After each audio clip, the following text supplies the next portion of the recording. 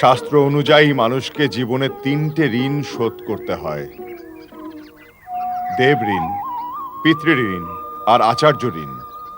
দেব ঋণ পূজা ও ভক্তি দিয়ে মেটাতে হয়। সব প্রাণীদের মধ্যে ভগবানের রূপ দেখলে সমস্ত প্রাণী তোমার জন্য পূজনীয় হয়ে যাবে। এটাই ভগবানের আসল পূজা। এর দ্বারা দেব ঋণ শোধ হয়। নিজের সুখ ত্যাগ করে মাতা পিতার সেবায় সমর্পিত হলেই পিতৃঋণ শোধ করা যায়। বাকি রইল শুধু গুরুদক্ষিণা।